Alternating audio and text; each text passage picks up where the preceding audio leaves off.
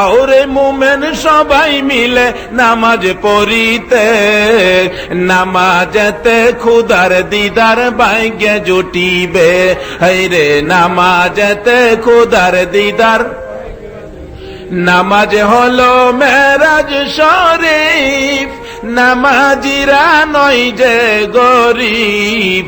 নামাজ হলো মেরাজ শরীফ, নামাজিরা নয় যে গরিব।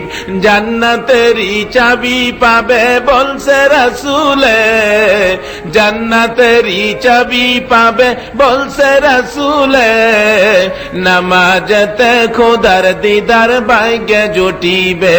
হায়রে নামাজেতে খোদার দিদার, নামাজিরা আল্লাহর মেহমান, হাসরেতে পাবে সম্মান। নামাজিরা আল্লাহর মেহমান, হাসরেতে পাবে সম্মান। ফুলসিরাত পার হবে তারা বিজলির আকারে, ফুলসিরাত পার হবে তারা বিজলির আকারে। নামাজেতে খোদার দিদার ভাগ্যে জুটিবে। হায়রে নামাজেতে খোদার দিদার। অনেক লম্বা গজল, কাইল লাগে ভাই সব, সময় কম, যাই না এদিকে। বলতেছিলাম আবু বকর বলেন, ভাই তোমার পরিচয়টুকু পাইলাম না, এত কি দরকার? জিবরাইলের খবর যদি নিতে চাও এত সময় লাগবে না, চক্ষু বন্ধ করব, খুলবো, বলে দিব। জিবরাইল কয় কি হুজুর, কইছি দিহি, কই না হুনে। জিবরাইলের খবর, সময় দিলাম চক্ষু বন্ধ করার। হযরতে আবু বকর চক্ষুখানি বন্ধ করে কিছুক্ষণ পরে চক্ষুটা খুলে বলতেছে, আশ্চর্য ব্যাপার, কই গেল জিবরাইল? তালাশ করলাম, মাওলার আরশ, কুরসি, লৌহ কলম তালাশ করলাম, সাত আসমান সাত জমিন তালাশ করলাম, সিদরাতুল মুনতাহা থেকে তাতা সারা পর্যন্ত তালাশ করলাম, মাশরিক থেকে মাগরিব, শিমাল থেকে জুনুব পর্যন্ত তালাশ করলাম। ও মাবুদ, কই গেল তোমার জিবরাইল? 8টা জান্নাতের কোনায় কোনায় ঘুরে ঘুরে দেখলাম, 7টা জাহান্নামের কোনায় কোনায় ঘুরে ঘুরে দেখলাম, কোথাও জিবরাইল পাইলাম না। মাবুদ, ব্যাপার কি? এই লোকের প্রশ্নের জবাব আমি কেমনে করে দিব? আবু বকর ডাকতেছেন, কোথাও যখন জিবরাইল নাই, এখানে আমি তো আবু বকর, আমার মন সাক্ষী দেয় তুমি ওই জিবরাইল। জুরে কন্যা সুবহানাল্লাহ। জিবরাইল বলেন, বুঝা গেলাম রে, হে নবীর উম্মতের পাওয়ার কত। এই পাওয়ারটা বাড়াইছে নবী, ট্রেনিং, এই কাজ, এই শক্তি শিখাইছে নবী। এই কাজ শিখাইতে গেলে দায়িত্ব দিলেন আমার আল্লাহ। বন্ধুগো, তোমার উম্মতের ওই কাজটা শিখাও, ওই ইবাদতটা শিখাও যে ইবাদতের জন্য সৃষ্টি করলাম। এই ইবাদতের সর্বপ্রথম সর্বোত্তম ইবাদত হলো নামাজ। উত্তম ইবাদত কি? নামাজ। নামাজ পড়তে গেলে কই যাওন লাগবো? মসজিদে। অথচ এর যে উত্তম কাজ, উত্তম নবীরে দিয়া শিখাইতেছে। আর যারা পড়ছে হারা হলো উত্তম উম্মত, উত্তম নবীরে দিয়া উত্তম কাজ। দেখেন, অনেক সময় কাজ শিখাইতে গেলে সবার কাছে দেয় না। আমার নবী মাওলার পক্ষ থেকে যখন এই ইবাদত, উত্তম ইবাদত নামাজ শিখাইবার দায়িত্ব পাইলেন, আমার নবী নামাজ শিখাবে। হাদিস শরীফ খুলে দেখুন, সেজদায় পড়ে আছে, কেমনি করে আমার উম্মতেরা সেজদা করবে?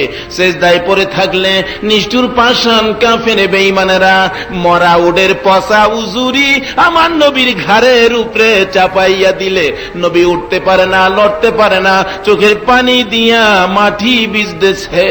আমার নবী এত কষ্ট করে সেজদা শিখাইতে যাইয়া আমার আল্লাহ বলেন, বন্ধু গো, এই নামাজ সেজদা শিখাইতে যাইয়া এত কষ্ট করিতেছ, কথা দিলাম গো তোমার উম্মতের মধ্যে এই সেজদা যারা করবে আমি আল্লাহ বিনা হিসাবে ফুল সিরাতের ফুল পার করে দিব।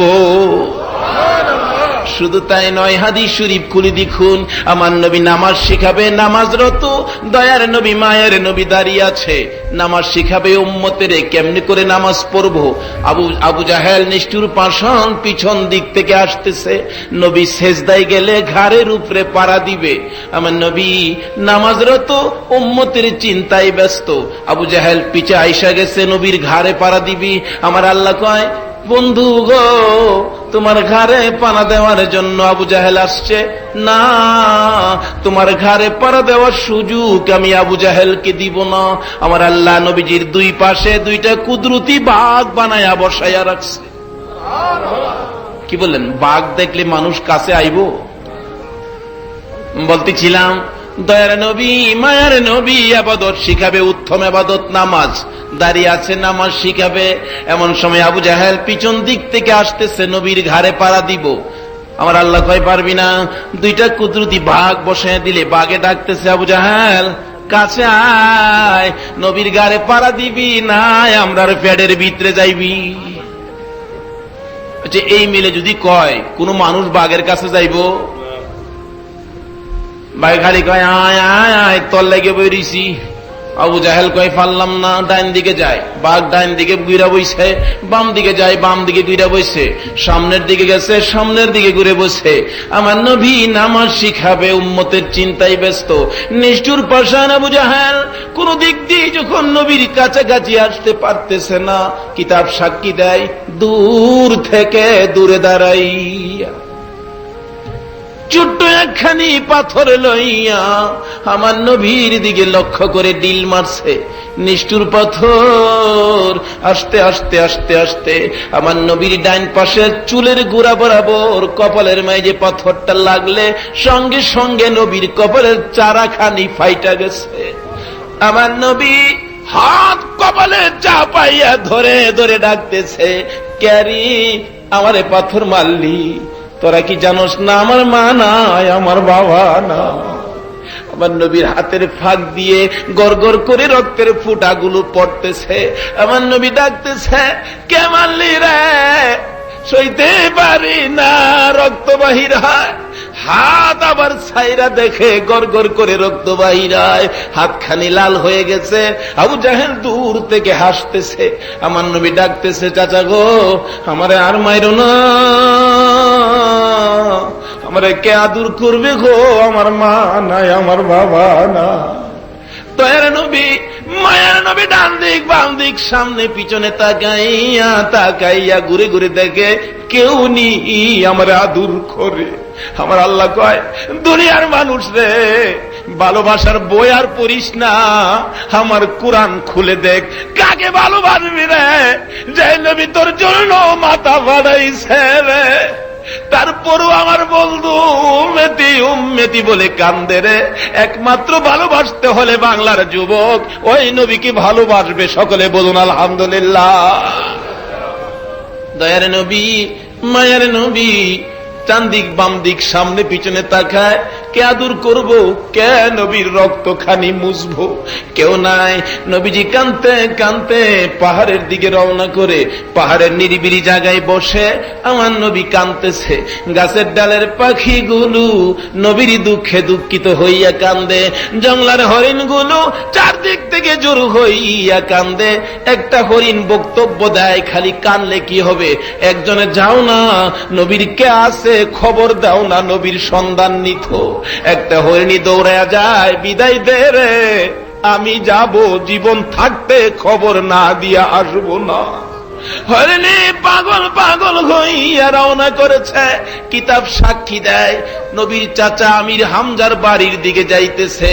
তখনও আমির হামজা মুসলমান হয় না।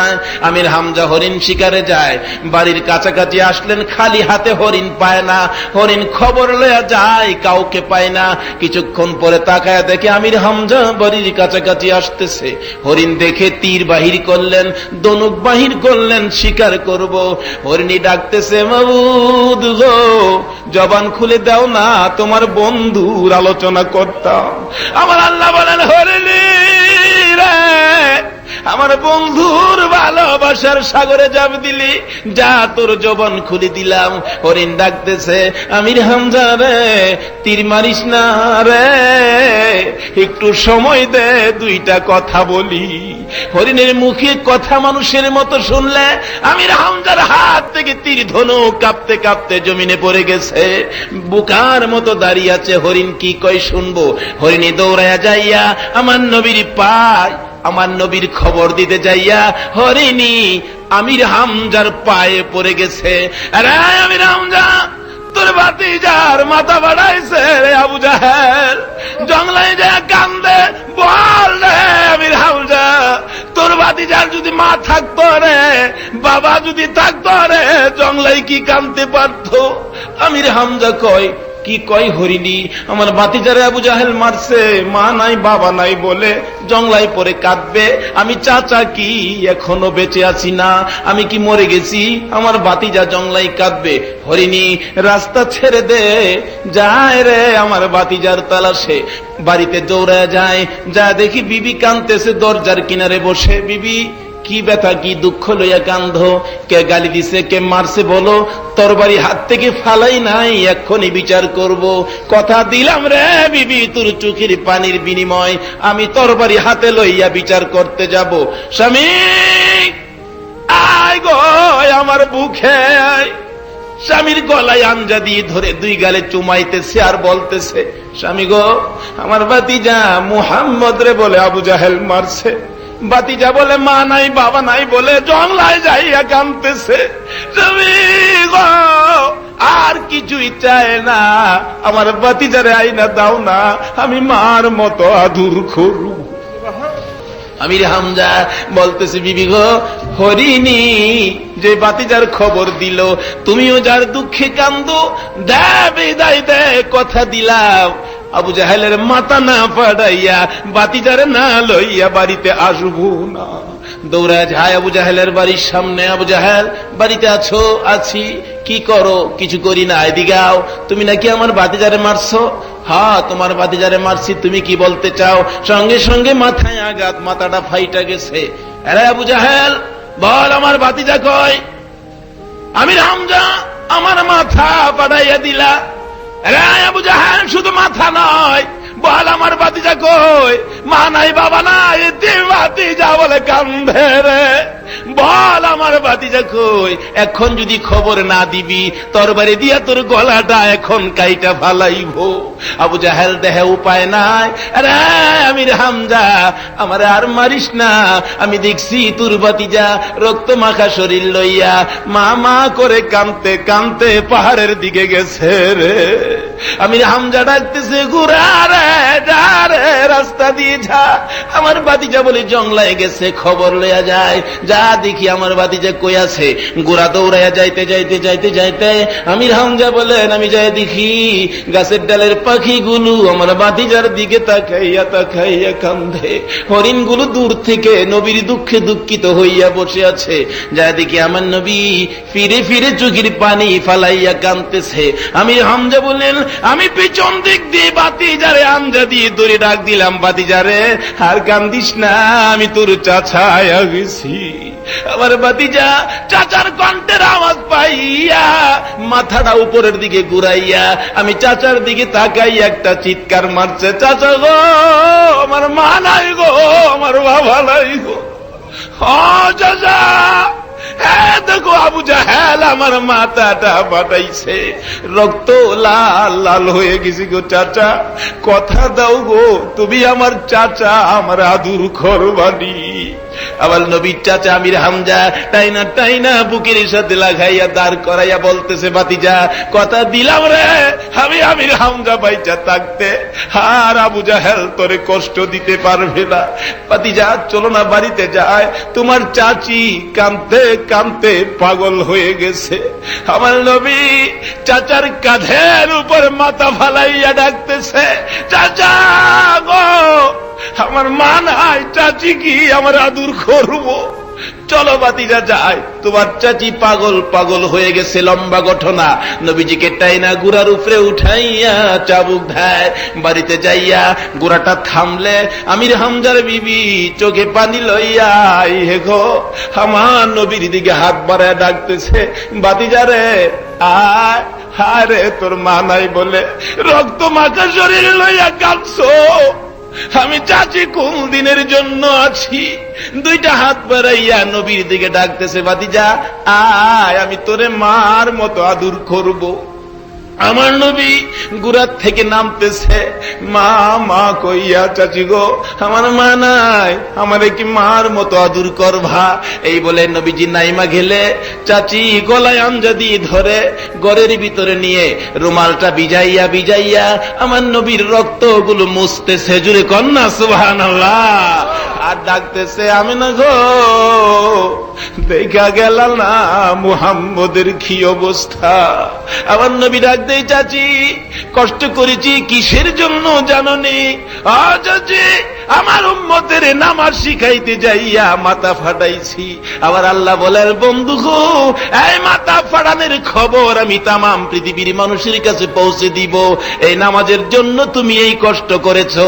এই নামাজ লইয়া যদি কেউ দুনিয়ার জমিন থেকে কবরে আসে, আমি বিনা হিসাবে জান্নাতে ঢুকাইব। জোরে কন্যা সুবহানাল্লাহ। এই নামাজ পড়তে গেলে কই যাইতে হবে বলুন? মসজিদ। যে নামাজের জন্য নবী কষ্ট করছে, আর এই নামাজের জন্য মসজিদ তৈরি করতে গেলে সর্বপ্রথম মসজিদ তৈরি করে নবীজি। কে তৈরি করছে? সর্বপ্রথম মসজিদ যেদিন নবী মক্কা থেকে হিজরত করে মদিনা যায়, মদিনা যাইয়া প্রথম মসজিদ মসজিদে কুবা, তারপরে মসজিদ মসজিদে নববী, যে মসজিদের কাজ আমার নবী নিজের হাতে করছে। তাইলে বোঝা গেল নবী উত্তম কাজ করার জন্য যে গড়টা বানছে মসজিদ, এইটাও বুঝি উত্তম। কি বলেন, ঠিক নেই? মসজিদটাও উত্তম, মসজিদে যে কাজ করব এই কাজটাও। এটা নবীকে চিনে নাই, আল্লাহকে চিনে নাই। যদি আল্লাহ আল্লাহ রাসূলকে চিনত, যে নামাজ এত কষ্ট করার নামাজ, আর 2 রাকাত নামাজের বিনিময় হাসরের ময়দানের 50,000 বছর পার হইব, এই চিন্তা করে কেউ নামাজে গেলে জীবনে জুতা তার দিল হইলে। আসলে ভাই সাহেব, কোন নামাজি জুতা চুরি করে না। একবার আলহামদুলিল্লাহ করেন। আমার নবী মসজিদে নববী তৈরি করলেন, মসজিদে কুবা তৈরি করলেন নিজের হাতে। তাহলে এতে কি বোঝা যায়? মসজিদের কাজ যার হাতে করায় এগুলি বুঝি আল্লাহর পছন্দের হাত। আসলে খানায় কাবা হযরত ইব্রাহিম নবীকে দিয়াও কিছু কাজ করাইছে, নবীকে দিয়া। মসজিদে নববী বানাইছে নবীকে দিয়া। তাহলে বোঝা গেল মসজিদের কাজগুলি বুঝি সাধারণ মানুষের হাতে হয় না, নবীদের পর্যায়ে যে হাতগুলি আল্লাহর কাছে পছন্দ হয় ওই রকম হাত দিয়া বুঝি এই কাজগুলি হয়। কন্যা একবার আলহামদুলিল্লাহ। আসুন বলতেছিলাম, এই হাত কার হাত? মসজিদের সাথে যার সম্পর্ক, মসজিদ তৈয়ার করে, মসজিদ কমিটির লোক, মসজিদে নামাজ পড়ে, মসজিদের সুখ দুঃখগুলি যারা দেখে, তারাই হবে আল্লাহর পছন্দের, তারাই হবে রাসূলের পছন্দের। ওই রকম পছন্দের ব্যক্তির জন্য 10টা পৃথিবীর সমান একটা জান্নাত আমার আল্লাহ দান করবেন। জোরে কন্যা আলহামদুলিল্লাহ। আসুন বলতেছিলাম, মসজিদে নববীতে দাঁড়াইয়া কোনো দিন আমার নবী কোন জিনিসের কথা বলতে দেরি হতো, সাহাবীরা দিতে দেরি করতো না। একদিন নবী পাক মসজিদে নববীর বারিন্দায় দাঁড়ায়া রুমালটা বিছায়া বলতেছে, হে সাহাবীরা, কে কি দিবা আমার রুমালে দাও তো দেখি। রাসূলকে খুশি করলে আমার আল্লাহ খুশি হবেন কিনা কর? আল্লাহ তো বলছে আমার রাসূলের কথাগুলি মানো। আর রাসূল ওই আল্লাহর কথাই বলতেন, নিজের কথা কোনদিন বলতেন। ওই আল্লাহকে কিভাবে পাওয়া যাবে? ওই আল্লাহর সন্ধান পাওয়ার জন্য রাসূল পথ দেখাইতেন। এই পথ দেখানোর মধ্যে হাদিস শরীফে আল্লাহ বলছেন, ওমাইতির রাসূল ফাকাদ আতা আল্লাহ।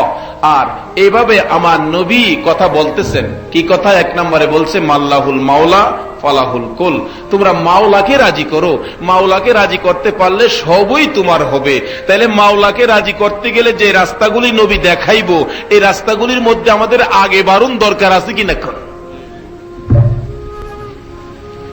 তারপরে নবী আরেকটা রাস্তা দেখাইছে, মাওলাকে রাজি করতে হলে তোমার বাপ মার খেদমত করতে হবে। কার খেদমত? যত প্রকার কাজ সব করলেন, বাপ মার সাথে সম্পর্ক সঠিক নয়। আল্লাহ কয় এটা তো সব বাদ, কাইঞ্জা হয়ে গেছে। কাইঞ্জা লাম্বালু দেখেন না, মেঘ ফাইলে কাইঞ্জা।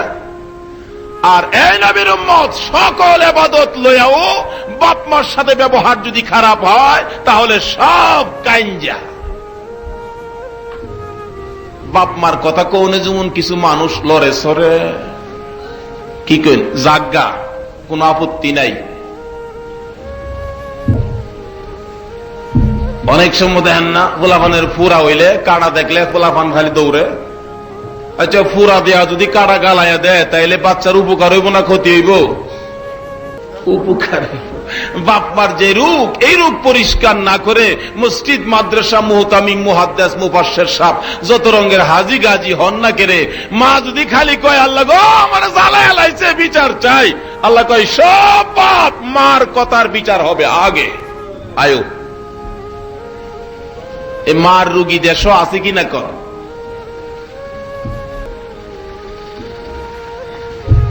বলতেছিলাম আল্লাহ বলতেছেন তোমরা মা বাবার খেদমত করো, আর রাসূল হাদিস শরীফে বলতেছেন মার পাওয়ার তলে তোমার জান্নাত। কার পাওয়ার তলে? মার পাওয়ার তলে জান্নাত। আল্লাহ কইছে রাসূলের কথা মানো। রাসূল আবারও বলতেছেন কি, আসসালাতু মিফতাহুল জান্নাত, নামাজ বেহেশতের চাবি। মার পাওয়ার তলে জান্নাত, আর মাওলারে রাজি করলে সব পায়াম। দেখেন এই তিনটার ভিতরে ডুবতা দেখেন, মাওলারে রাজি করলে সব বলে আমরার, আর মার পাওয়ার তলে বলে জান্নাত, চাবি বলে নামাজ। কি করেন? নামাজ চাবি, মার পাওয়ার তলে জান্নাত। তাইলে আমরার কি আবার যাই ঝামেলা? খানায়ে কাবার মুতাওয়াল্লি আমার নবীর দাদা, নবীজি দুনিয়াতে আসার কিছু আগে বাদশাহ আব্রাহা হাতি বাহিনী লই আইছে, খানায়ে কাবা ভাঙ্গে লাইতো। লম্বা ঘটনা এদিকে যায়। আয়া খবর দিছে আব্দুল মুত্তালিব, কুরাইশ বংশের মর্যাদা যে ঘর দিয়া, এই ঘরটা আজকে ভাঙ্গে লাইয়াম, তোমার কোনো আপত্তি থাকলে বলতে পারো। আব্দুল মুত্তালিব আপত্তি পাঠাইছে, তোমাদের গেরাওয়ের ভিতরে আমার কিছু উট পড়ছে, উট, আমার উট গুলি তুমি ফেরত দিলাও, আর আমার আপত্তি নাই। স্বার্থপর মানুষ, আফসোসের ব্যাপার যে খানায়ে কাবা দিয়া তোমাদের ইজ্জত আজকে আমি আইছি ভাঙ্গা ফেলামু, হাতি বাহিনী লই আইছি। এই খানায়ে কাবার জন্য, মসজিদের জন্য কিছু কইলা না, তোমার জন্য তুমি কইলা। এবার নবীর দাদা খবর পাঠাইছে, আব্দুল মুত্তালিব সাহেব খবর দিছে, এই আব্রাহা, উটের মালিক আমি, আমারটা আমারে দাও। আর এই ঘরের মালিক আমি না, ঘরের মালিক কেডা? আরে যদি কোন ঘরের মালিক কেডা? আব্রাহা, ঘরের মালিক আমি না। হেলা যদি পারে হেলার ঘর বাঁচাইব না, আর তুই ফাললে ভাঙ্গা লাইস। সুবহানাল্লাহ কইতেন না? আচ্ছা, হেলা হি নিজে লাড়ি লইয়া বাঁচাইব, হেলার কিছু মহব্বতের বান্দা দিয়া বাঁচাইব, আর নাইতে মহব্বতের কোন মাখলুকাত দিয়া বাঁচাইব, নাইতে কোন ইমানদার দিয়া বাঁচাইব, নাইতে কোন প্রেমে পাগল দিয়া বাঁচাইব। উট ফেরত দিয়া কয় আব্রাহা, আমার উট নিলাম গা, তুই পারলে ভাই গেলা। হাতি বাহিনী লই আইতেছে। আল্লাহ কো দেখ, আইস না, আইস না, আইস না, সুবিধা হইতো না, সুবিধা হইতো না। আব্রাহা কয় হাতি বাহিনী লই আইছি, কি সুবিধা হইতো না, উল্টা এলাও। কাছাকাছি যখন আইছে উল্টা এলাইব। আল্লাহ কয় ওয়া আরসালা আলাইহিম তায়রান আবাবিল। আল্লাহ তো অপেক্ষায় বইয়া রইছি, তুই ফিরা যাস গা, গেছত না যখন, আইতাছে আইতাছে তায়রান আবাবিল, পাখির জাত শাসা শাসা কই আসতেছে। পারমাণবিক বোমা আনছে 3 লাখ কইরা। কয় লাখ কইরা? তাফসীর সাক্ষী দেয়, মুখে একটা, 2 ফাওয়ের মাঝে 2টা। এবং কোন বোমালা দিয়া কোন বাইসাউরে মারবো, বোমার মাঝে কি ছিল? লেখা ছিল। সুবহানাল্লাহ কইনা। আয়া শুরু করছে বুম্বিং।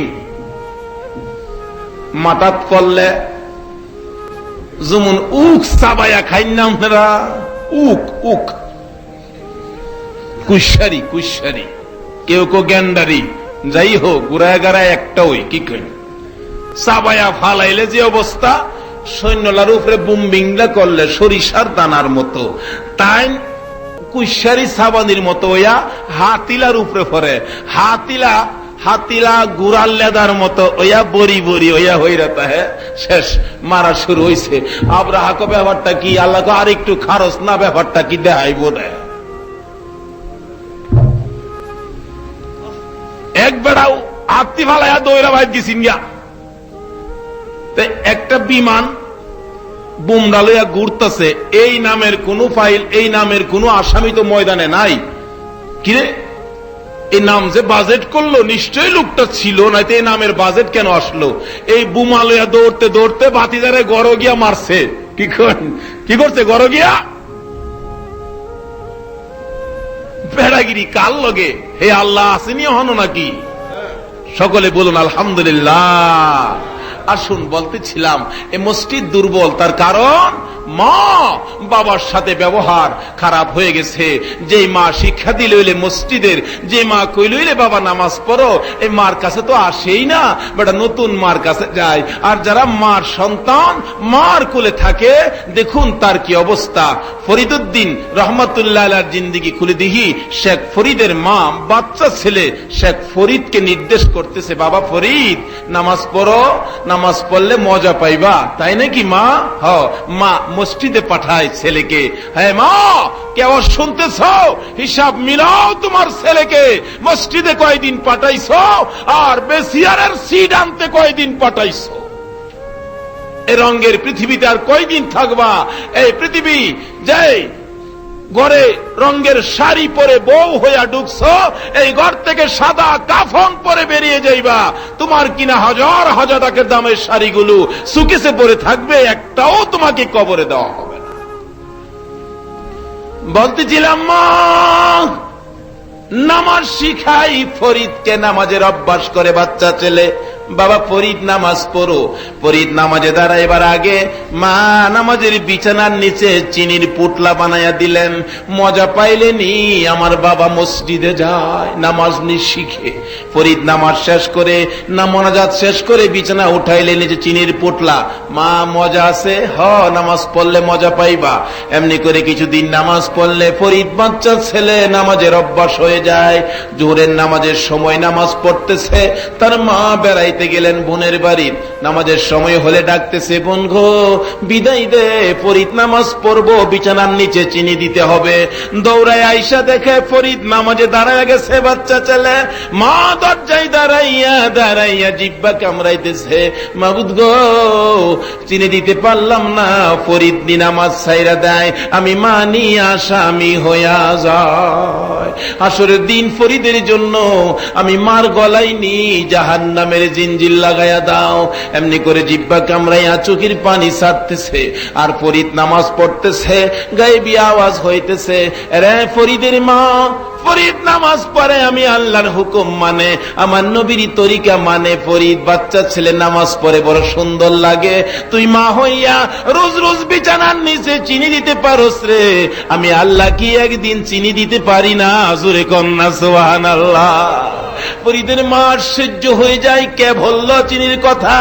নামাজ শেষ করে ফরিদ আগের মতো বিছানার কোনার ধরে টানতেছে, টাইনা টাইনা বিছানা বাস করে নিচের দিকে তাকাইলে আগে থাকতো একটা করে পুটলা, আজকে দেখা যায় তার চেয়ে বড় বড় 3টা পুটলা। জোরে কন্যা সুবহানাল্লাহ।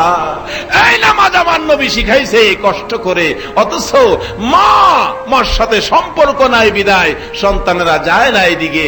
মার কথা হুনলেনে যাইতো, বাপের কথা হুনলেনে যাইতো। আল্লাহ বলছে রাসূলের কথা মানো, আর রাসূল এই কাজের সন্ধানগুলো দিতেছে। জান্নাতের চাবি নামাজ, আর জান্নাত হইল মার পায়ের নিচে। আপনি তো ঘুমাইতেছেন 6 মাসের ছেলেটা মাঝখানে দিয়া, মা দেখবেন আপনি ঘুমাইতেছেন, নাকে মুখে লেগ দিয়া গড়গুড়ি ডাক ছাড়ছে, আর মা দেখবেন কিছুক্ষণ পরে পরে ঘুমের থেকে বাচ্চার নিচে হাত দেয়, প্রস্রাব নি করছে, আবার বদলাইছে, ঘুমের থেকে আবার হাত বাড়াইছে, আবার উপস্রাব করছে, আবার বদলাইছে।